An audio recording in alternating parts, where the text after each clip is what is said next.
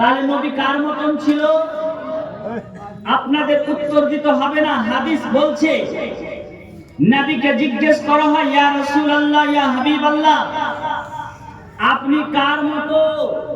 Note করেন, নবীকে জিজ্ঞেস করা হয়, ও বিশ্বকুল সরদার, রাসূলে কায়নাত, রাসূলে আরবি, আপনি কার মতো?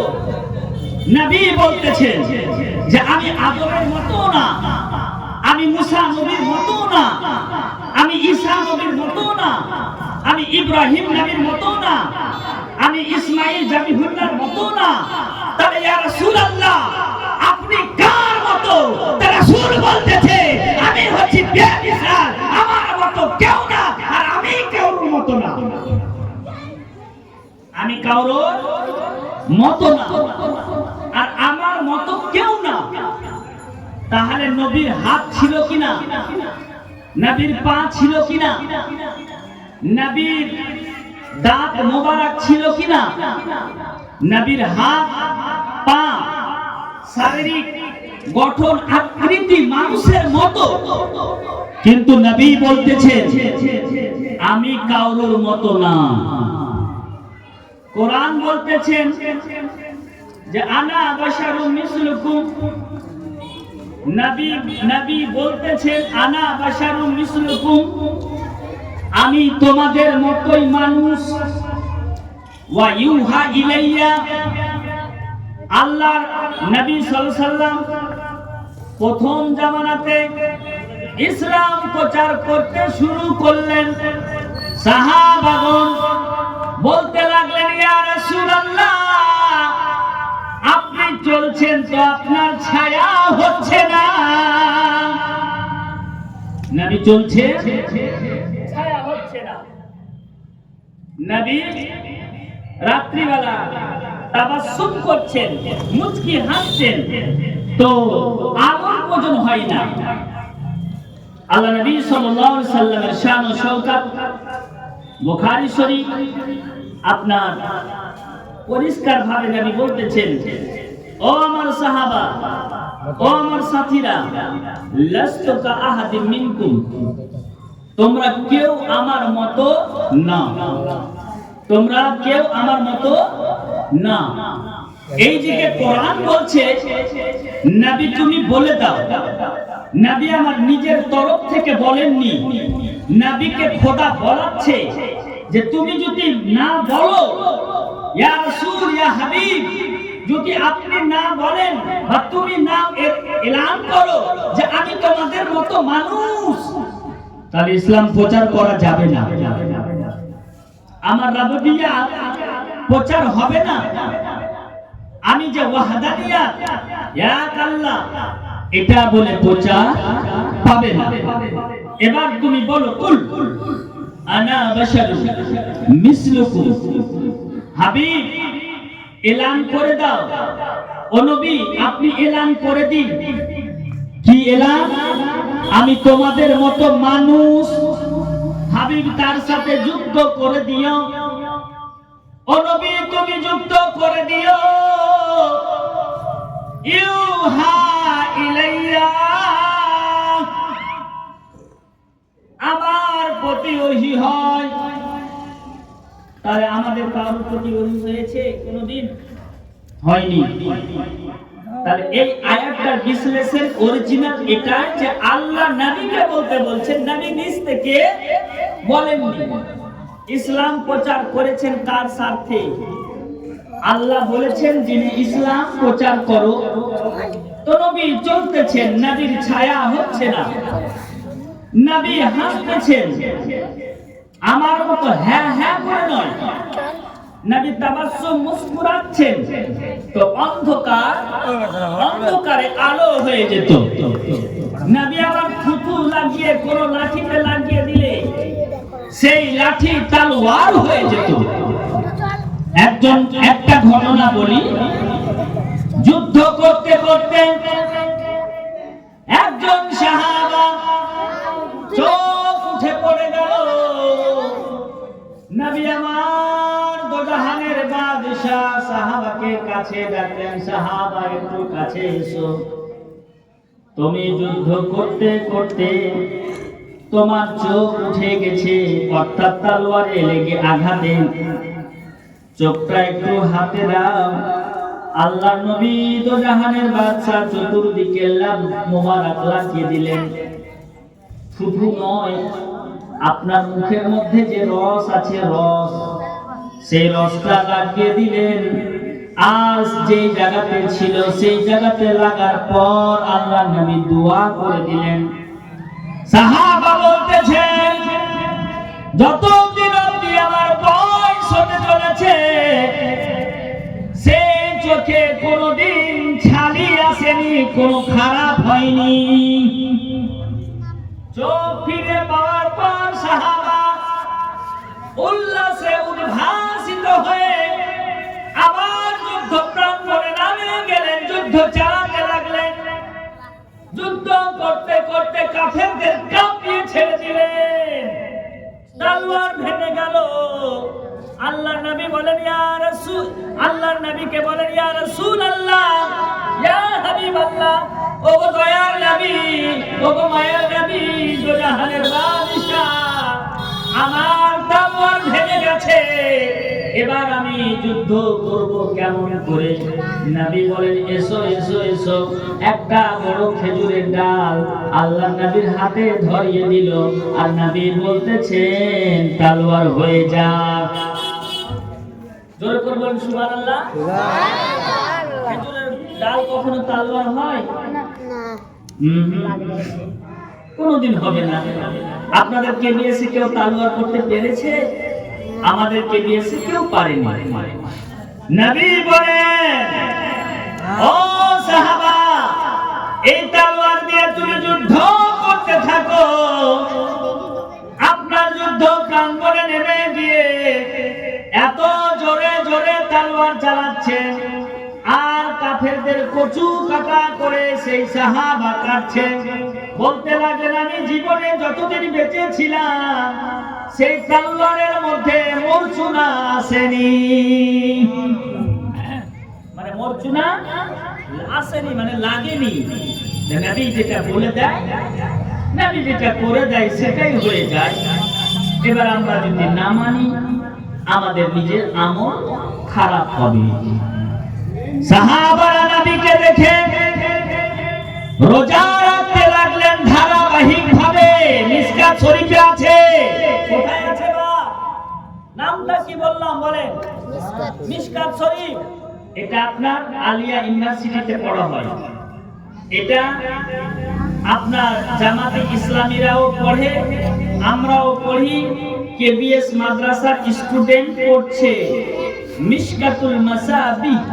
কি নাম? মিশকাতুল মাসাবিহ। তাতে পরিষ্কার ভাবে লেখা আছে।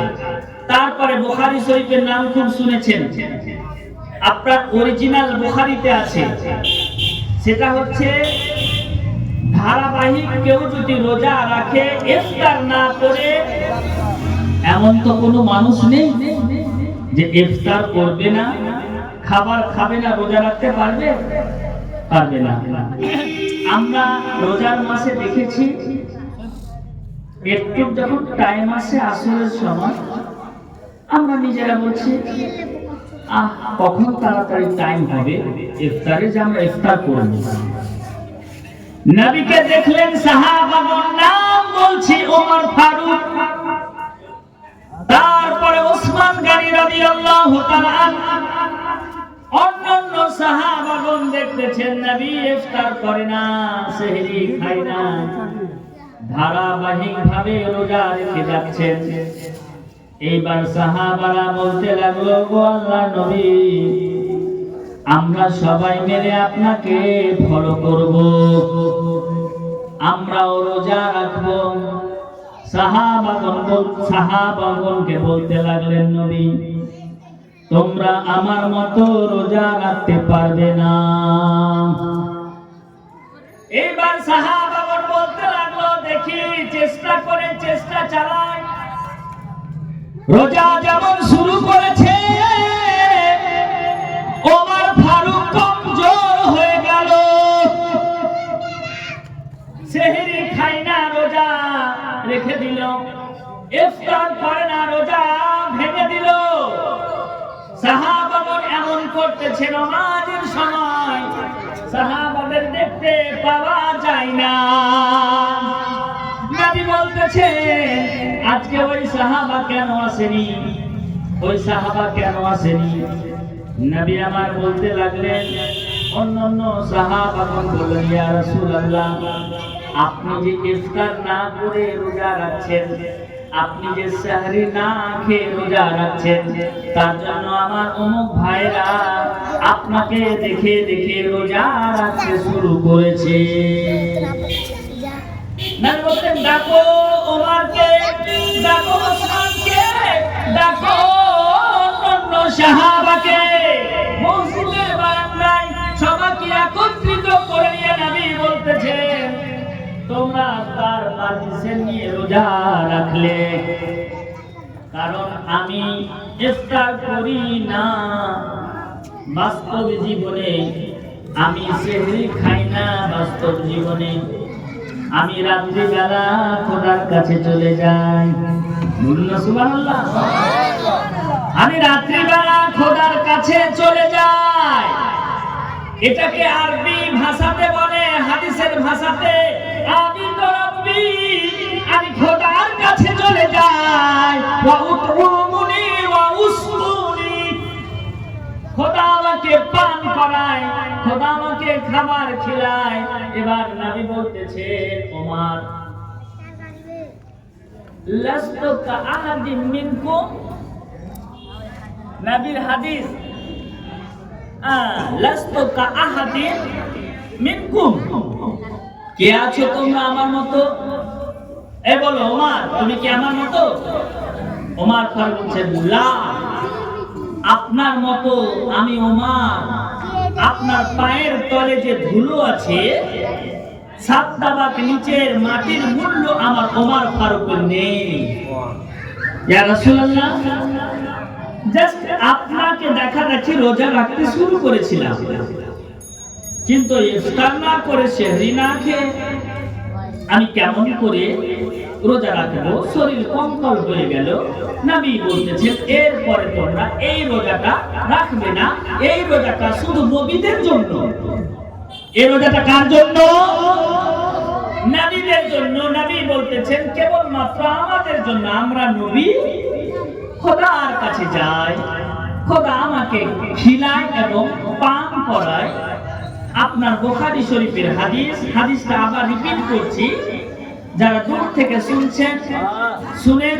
নবী বলতেছেন, আমি তো রব্বি ওয়া উতরুমুনি ওয়া উসকুনি, আমি রাত্রিবেলা খোদার কাছে চলে যাই, আর খোদা আমাকে খিলায়, আর খোদা আমাকে পান করায়। তো বলুন, যেই নবী ইফতার না করে রোজা রাখছেন ধারাবাহিকভাবে কন্টিনিউ, তাহলে সেই নবী কি আমাদের মতো? আমাদের মতো না। কেমন করে আমাদের মতো না?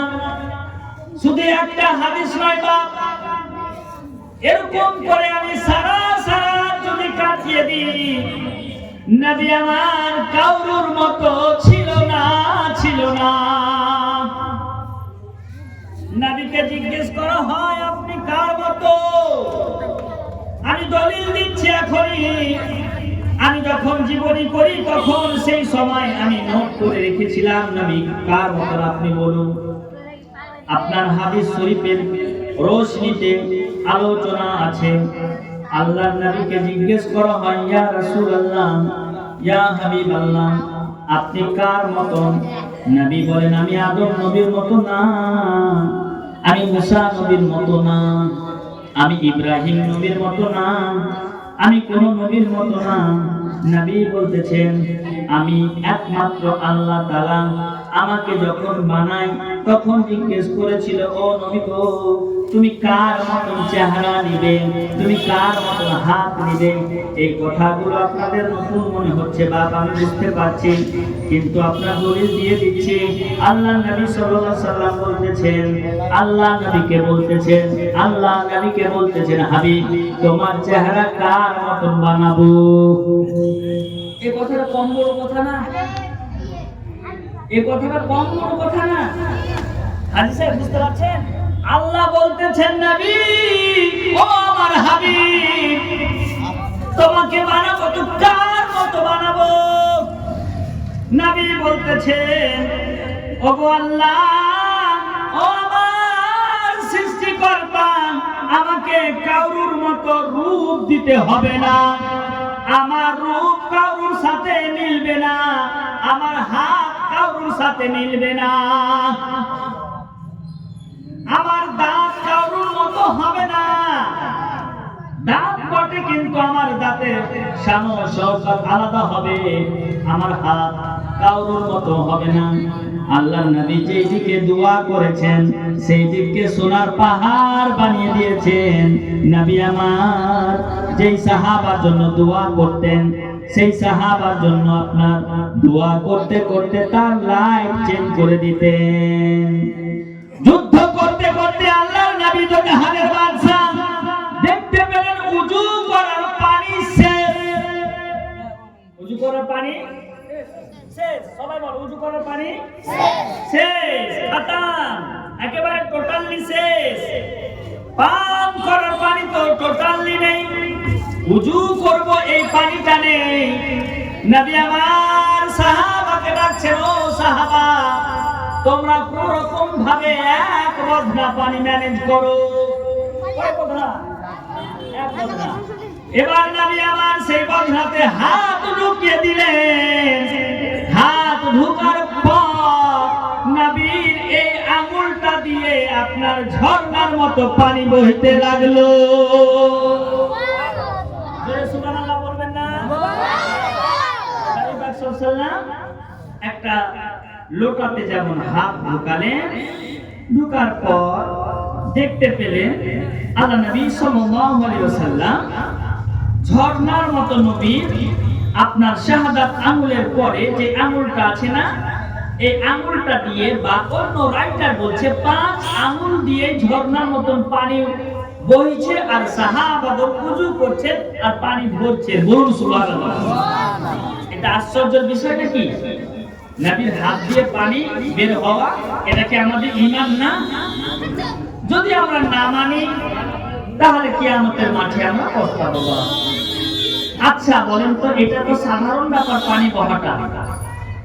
আকাশের চাঁদকে দুটুকরা করেছিলেন নবী, করেননি?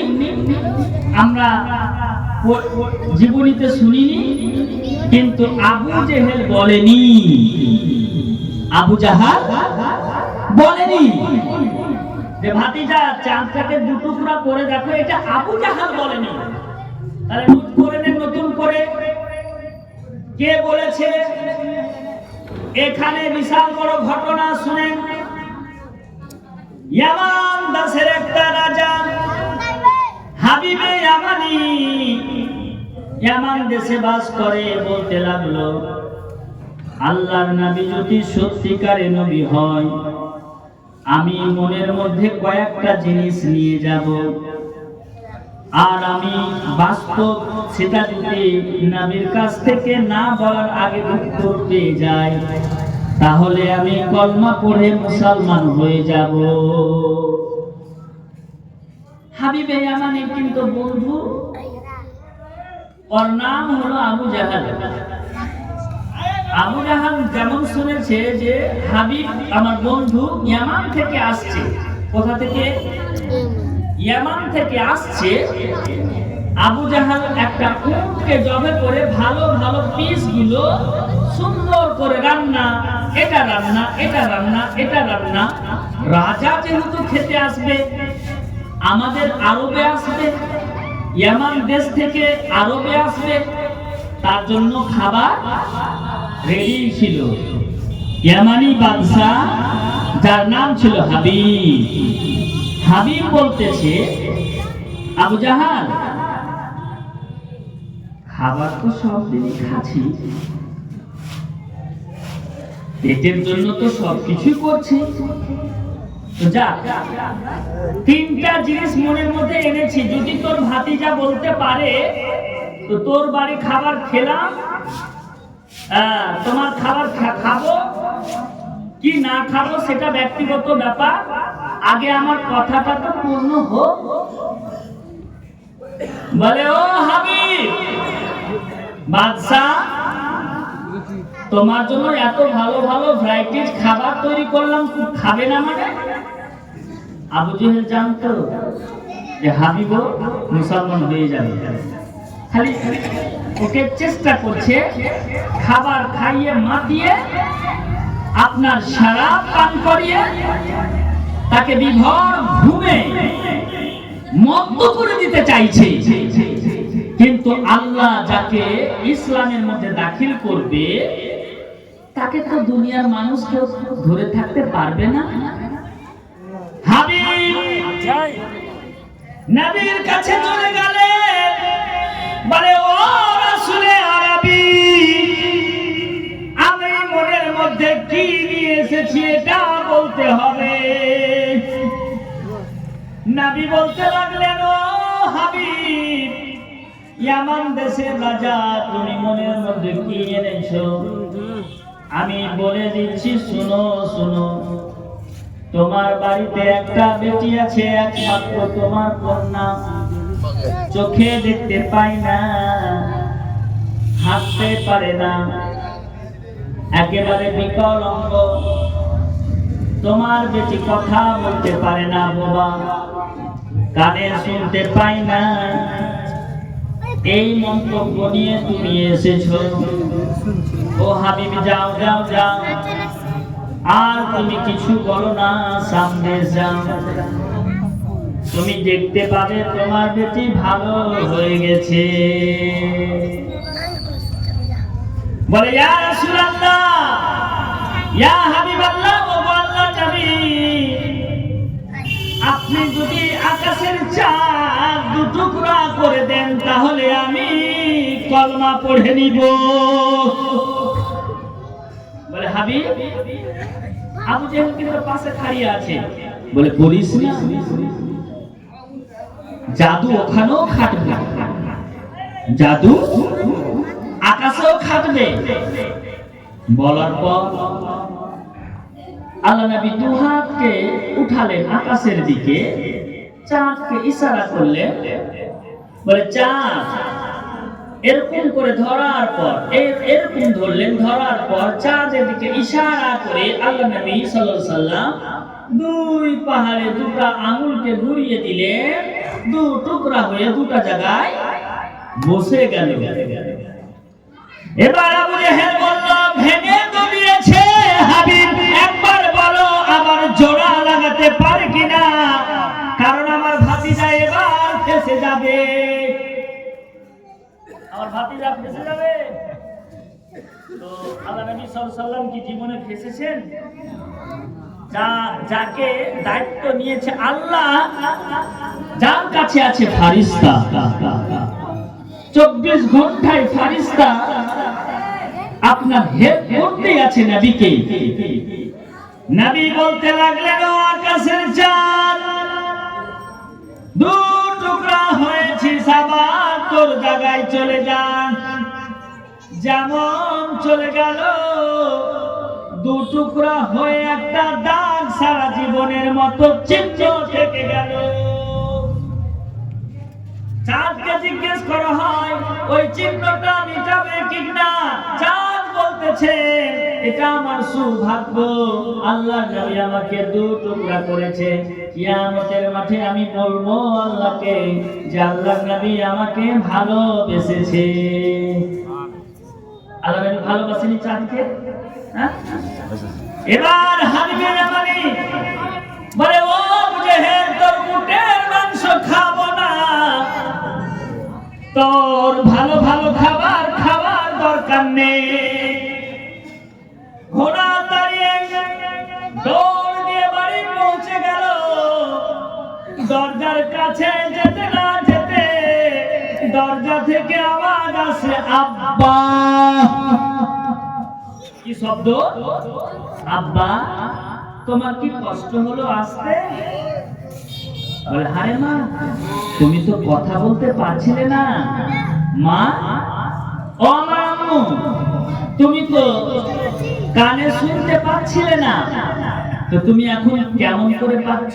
বলে, আব্বা, তুমি যখন বাড়ি থেকে বেরিয়ে যাও এত সুন্দর একটা লোক আসলো, আমাকে বিছানা থেকে উঠিয়ে বসালো, আর আমার মাথায় হাত রাখলো, আর দোয়া করলো, সঙ্গে সঙ্গে আমি আমার জীবন ফিরিয়ে পেলাম। বলুন সুবহানাল্লাহ।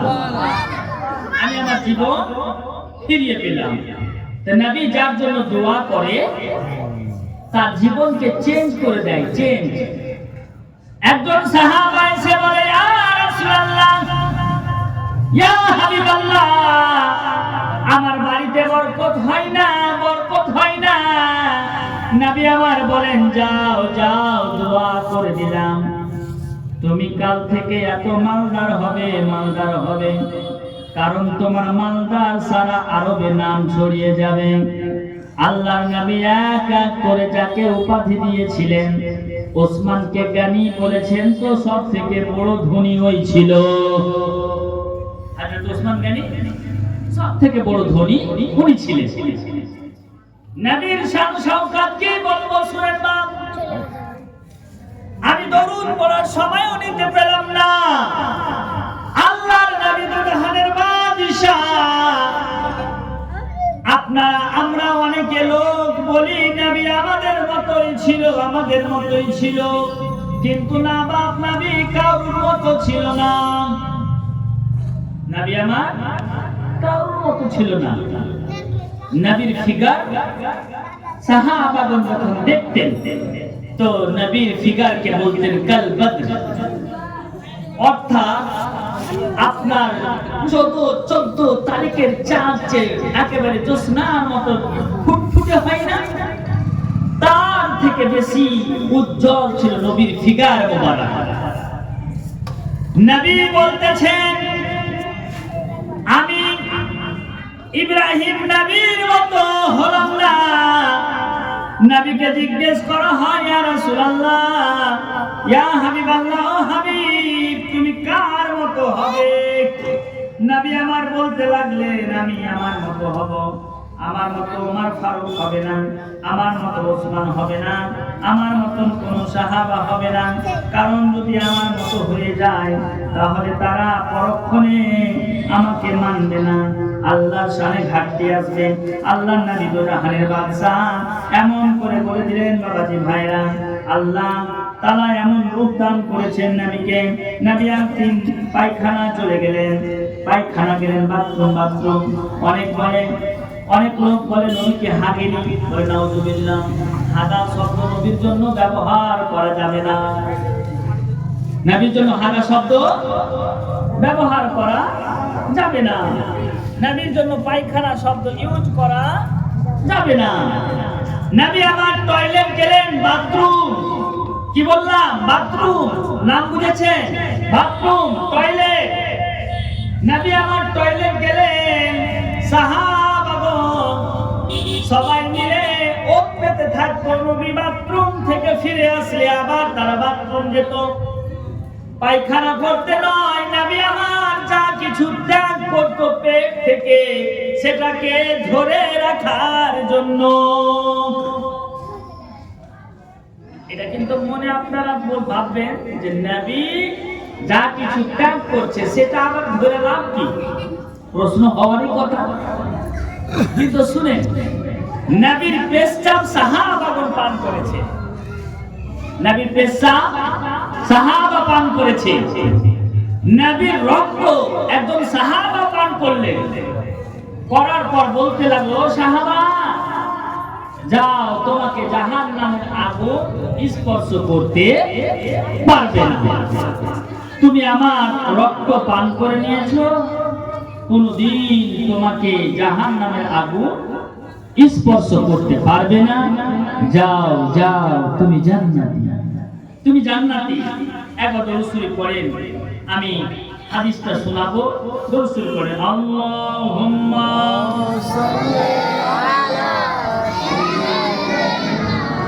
মাওলানা মুহাম্মাদ ওয়া আলা আলি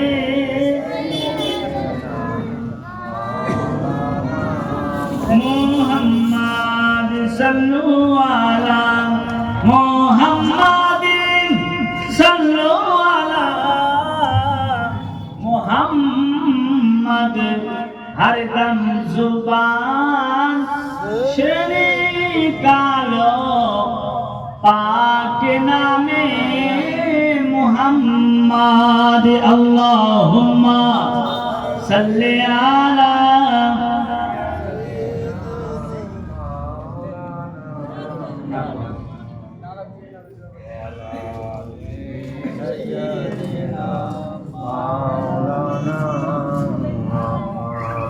আমার ইশারা হয়ে গেছে মাত্র 10 মিনিট।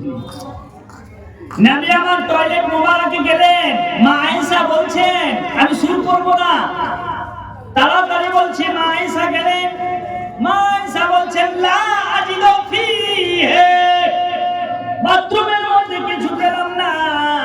আজিদু মুস্কি আম্বার, মুস্কি আম্বারের খুশবু আমি পেলাম। মা আয়েশাকে জিজ্ঞেস করা, আয়েশা তুমি কেন গেলে? বলে ইয়া রাসূলুল্লাহ, আপনি যা কিছু ত্যাগ করছেন সেটাকে আমি যত্ন সহকারে রাখবো তার জন্য, কিন্তু কিছু পেলাম না।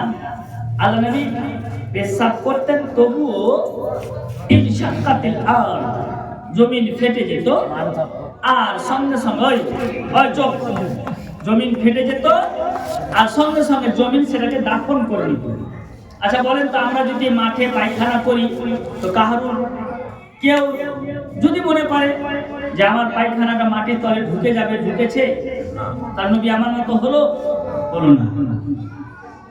মা আয়েশা সিদ্দিকা বলছে কোনো দিন নবীকে বাথরুম পায়খানা দেখতে পেলাম না যে নবী কি করছে।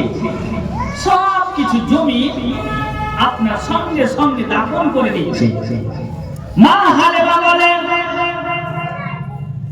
আমি নবীকে কোনদিন পেন্টুল খোলার সুযোগ পেলাম না। যেমন পেন্টুলে হাত দিতাম, নিচে নামাতাম, নবী আমার হাউমাউ করে কাঁদতে লাগতেন। প্যান্ট বুঝেন, ছোট প্যান্ট, প্যান্ট যেমন খুলতেন নবী কাঁদতেন, আবার যেমন উপরে উঠতেন নবী হাসতেন।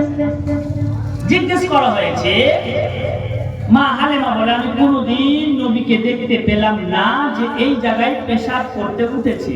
এটা আপনার 4 বছরের ঘটনা বলছি। মা হালিমা বলতেছেন নবীকে কোনদিন পায়খানা করতে আমি দেখতে পেলাম না। নবী আমার রাত্রিবেলা একা একাই চলে যেতেন, চতুর্দিকে গাছগুলো এক জায়গায় হয়ে যেত, দূরে দূরে গাছগুলো থাকতো, আর নবীকে চতুর্দিকে ঘেরাও করে নিত। আর নবী আমার সেই জায়গাতে যা কিছু ত্যাগ করা সেটা ত্যাগ তা বের করতেন, এটা লেখা আছে। হ্যাঁ, দলিল দিচ্ছিলাম যে নবী কার মতো, নবী কার মতো। হাদিস শরীফ শুনেন, আপনার ওপেনলি ইউনিভার্সিটি যেটা গৌরবঙ্গ ইউজিবি ইউনিভার্সিটিতে যারা এমএ করেছে, অ্যারাবিক অনার্স করেছে, এমএ কমপ্লিট করেছে, তারা করেছে 100%। নবীর জামানাতে একজন সাহাবা যার নাম হাসান বিন সাবিত, কি নাম? হাসান বিন সাবিত। উনি বলছেন ওয়া আহসানু মিনকা লাম তারা কাত্তু আইনি, ইয়া রাসূলুল্লাহ আপনার মতো সুন্দর পৃথিবীতে কাউকেই দেখিনি। আপনার মতো সুন্দর পৃথিবীতে কাউকেই দেখিনি। ওয়া আজমালু মিনকা লাম তালিদিন নিসা, আর আপনার মতো সৌভাগ্যবান, আপনার মতো মহত্ব জ্ঞানপূর্ণ মানুষ পৃথিবীতে কাউকে দেখেনি। এমনকি পৃথিবীর কোন মা আপনার মতন সুন্দর ফিগার কাউকে তৈরি করেনি, বানায়নি, সৃষ্টি হয়নি। তারপরে আপনার নোট করেন, খোলেকটা মুবাররাম মিন কুল্লি আইবিন, আপনাকে আল্লাহ তাআলা সমস্ত আইব মুক্ত করে খোদা সৃষ্টি করেছে। আইব নবীর ছিল না, নবীর আইন কেউ যদি বের করে তাহলে বুঝে নেবেন তার আকীদাতে গন্ডগোল আছে। মাওলানা মুফতি শরীফুদ্দীন, আমি আপনাকে সাক্ষী রেখে বলছি, আমার বাম পাশে হাজী সাহেব আছেন, আপনারা সামনে আছেন। নবীর আইন কোন কিছুতে আইন ছিল না। নবীর হাত, তো নবীর হাত ছিল বেমিসাল। আলা হযরত বলতেছেন, হাত জিস শমস থা গনি কর দিয়া, মৌজে বাহরে সামা হাত পেলা কো সালাম। আলা হযরত আরো বলতেছেন যে जिसके माथे शफाअत का शहरा रहा उस जबीने सआदत पेला को सलाम। এবার হাদিসে চলে আছে, কা আন্নাকা কাদ খলিকতা কামা তাশা। আল্লাহ বলতেছেন, হাবিব তোমার ফিগারটা কেমন দিব, তোমার চেহারা কেমন দিব, তোমার রূপ কেমন দিব। খলিকতা মুবাররাম মিন কুল্লি আইবিন কাআন্নাকা কাদ খলিকতা কামা তাশা। নবী যেটাই চেয়েছেন সেটাই খোদা তাআলা দান করে দিয়েছে। নবী চেয়েছে তো নবী পাক সাল্লাল্লাহু আলাইহি সাল্লাম নিজের জন্য কিছু চাইনি। আমার নবীর শরীরে ৭৭,০০০ নূরের পর্দা দিয়ে ঢাকা ছিল। অনেকে যা যা বলে আমি তাদের কথাই কান দিই না। মুসলমানের অবস্থা খুব শোচনীয়। তার জন্য আমাদের এলাকাতে যারা এই ধরনের বক্তব্য পরিবেশন করে, যেমন নাম্বার 1, কেউ যদি বলে তাবিজ ঝুলানো না যায় তাহলে তার কথা নেবেন না। তাবিজ ঝুলানো জায়েজ আছে। আহলে সুন্নাতুল জামাতের ফতোয়া এবং নবীর জামানাতে সাহাবাগণ কোরআনে কিছু দুয়া লিখে ছোট বাচ্চাদের, যারা অসুস্থ ব্যক্তি, তাদের গলাতে ঝুলিয়ে দিতেন। তবে তামিমা ব্যবহার করা এখনো হারাম, তখনও ছিল হারাম। যেমন আপনার একটা মাসলা ফতোয়া বলে দিই, তামিমা ব্যবহার করা শিরক এবং বিদআত। এটা বিদআতে আপনার শাইয়া, বেদাতে হাসানা নয়, এটা শিরক। কেমন করে? শুভ লক্ষণ মনে করে যদি কেউ পেঁচার চোখ, পেঁচার কুনি, পেঁচার নখ ঝুলিয়ে দিত আর বলতো যে এটাতে ভালো হবে, তাহলে কোরআন হাদিসের কোন আলোকে লেখা নাই যে তাবিজ, ওটা তাবিজ নয়, ওটা আপনার এক ধরনের জাদু টোনা, ওটা তামিমা। সেও তো তাবিজ যে আমাদের কেবিএস এলাকা থেকে শুরু করে আহলে সুন্নাতুল জামাতের লোকেরা করে, তাবিজ করা জায়েজ লেখা আছে। আপনার বুখারী শরীফে তাবিজ লেখা জায়েজ লেখা আছে। তবে মুরব্বি যারা লোক আছে তারা তাবিজ করতে পাবে, যারা আলিমে দ্বীন তারা তো পাবে। নাম্বার 2, আপনাদেরকে জানিয়ে দিই, নামাজের পর কেউ যদি দোয়া না করে তাহলে তার সাথে ঝগড়া করার কোনো দরকার নেই। এটা সবাই শুনে নেন। কারণ আগেকার পূর্বপুরুষরা দোয়া করতো না, আপনাদের পরদাদারা দোয়া করতো না, তাহলে দোয়া করতে হবে নামাজের পরে, সালাম ফিরার পরে। এটা মিনিমাম আপনার 90টা হাদিস থেকে আমি দলিল দিতে পারবো। নবী পাক সাল্লাল্লাহু আলাইহি ওয়াসাল্লাম প্রত্যেকটা নামাজ পর, সালাম ফিরার পর নবী আমার দোয়া করতেন হাত তুলে সাহাবাদেরকে নিয়ে।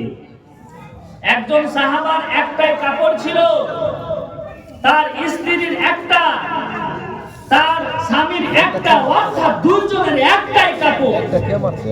নবী পাক সাল্লাল্লাহু আলাইহি ওয়াসাল্লাম যখন নামাজ পড়ে ফিরে দেখছেন সাহাবা নেই, সাহাবা চলে যাচ্ছে দৌড় দিয়ে, দুয়াতে শামিল হয় না। অভিযোগ তো আসবে, অভিযোগ চলে আসলো।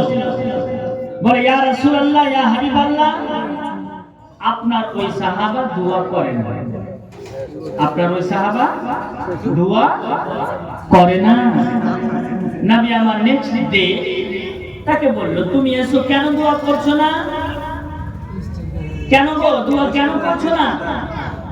সেই ব্যক্তি বলল, সাহাবা ইয়া রাসূল, ইয়া রাসূলুল্লাহ, দুঃখের বিষয় আমার স্ত্রী আর আমার একটাই কাপড়, আমি জমাতে যদি দোয়া করি তাহলে আল্লাহ নবী আমার মতো দোয়া করতেন না, নবী খোদাকে রাজি করতেন, তারপরে দোয়া শেষ করতেন। বলুন সুবহানাল্লাহ।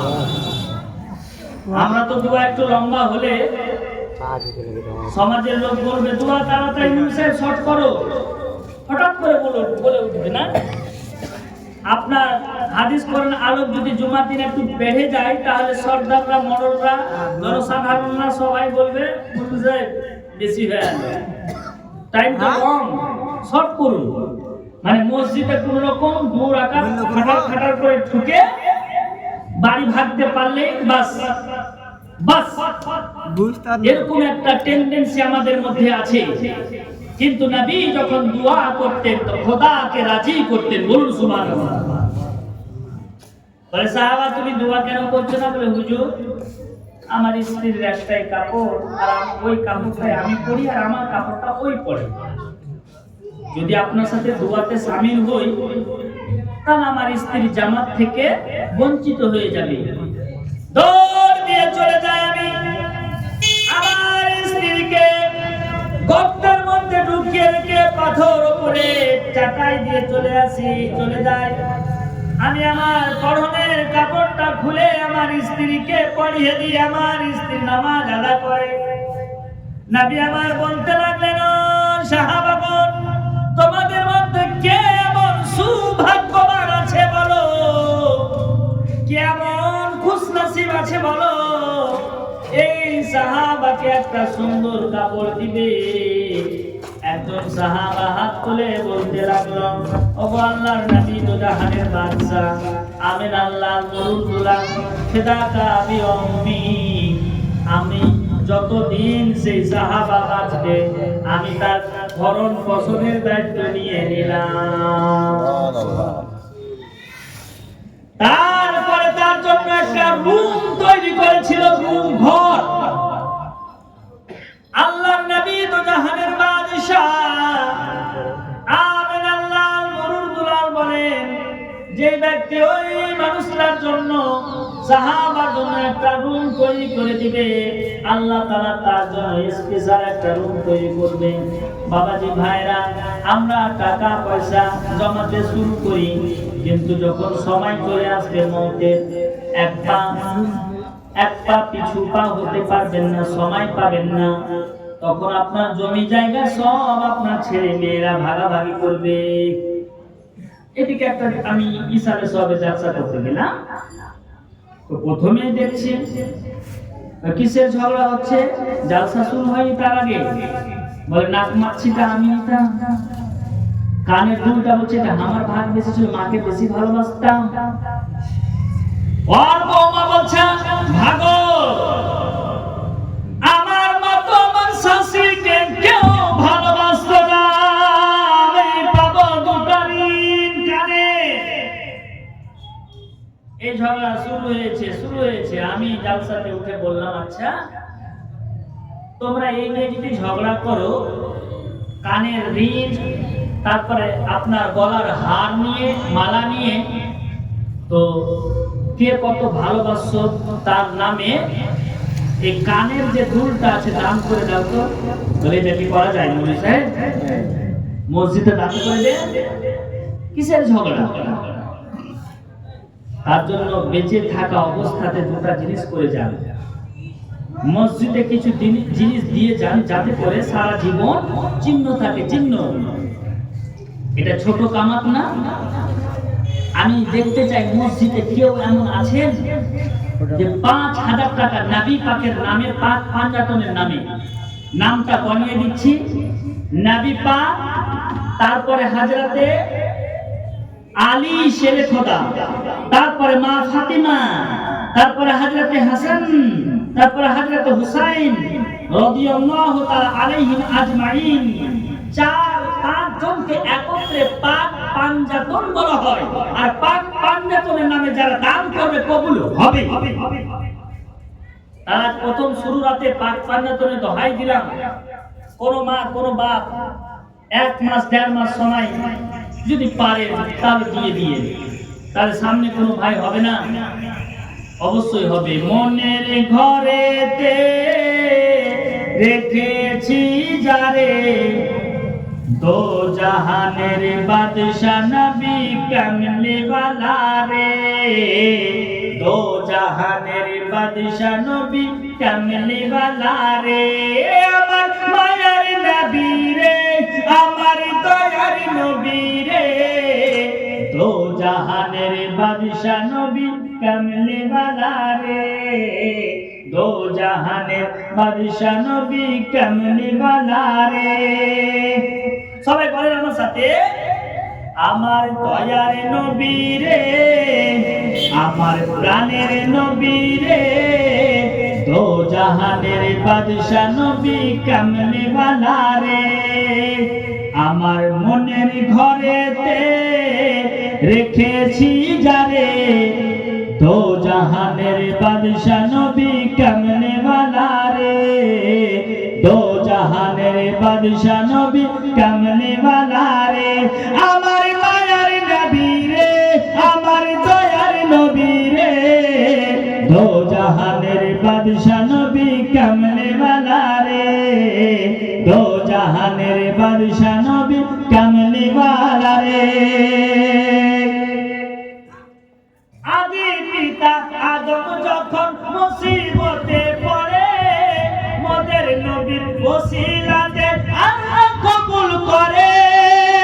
বল সুবহানাল্লাহ, জোর করে সুবহানাল্লাহ। সরি না, বক্তা চলে আসছে, আমি বুঝতে পারছি চলে আসবে। আদি পিতা আদম যখন মুসিবতে পড়ে, মোদের নবীর ওসিলাতে আল্লাহ কবুল করে। কে সাখারাতের ময়দানে দেখা দিও রে, দো জাহানের বাদশা নবী কামলি ওয়ালা রে, দো জাহানের বাদশা নবী কামলি ওয়ালা রে, আমার মায়ার নবী রে, আমার দয়ার নবী রে, দো জাহানের বাদশা নবী কামলি ওয়ালা রে, দো জাহানের বাদশা নবী কামলি ওয়ালা রে, দো জাহানের বাদশা নবী কামলি ওয়ালা রে।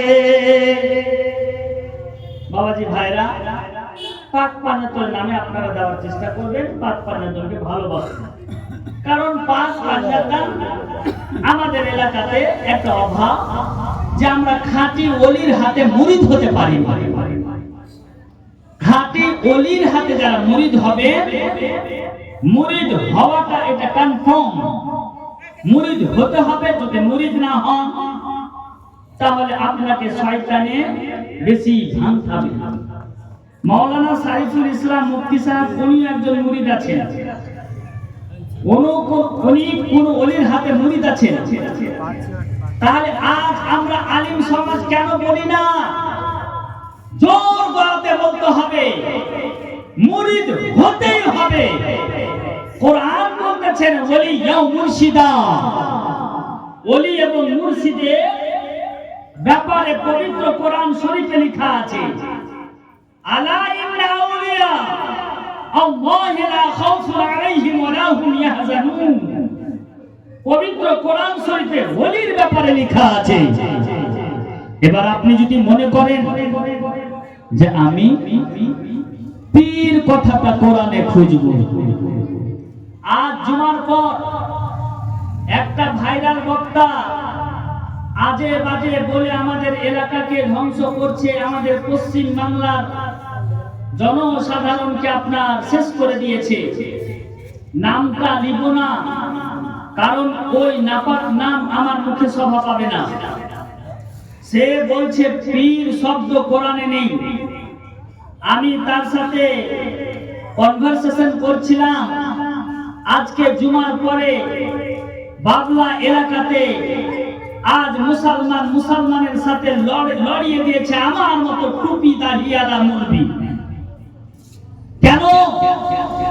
ও বলছে পীর পূজারি। আর যত মাজারে চাদর চড়ানো হচ্ছে সেটা শিরক এবং বিদআত। নারায়ে তাকবীর, নারায়ে রিসালাত। বক্তা চলে এসেছে মানে আমার আর বক্তব্য দেওয়া হবে না। এম.এ. আব্দুল মালিক নাকি? এম.এ. আব্দুল মালিক উনি চলে এসেছেন। উনি অনেক দূর থেকে এসেছেন। উনি বক্তব্য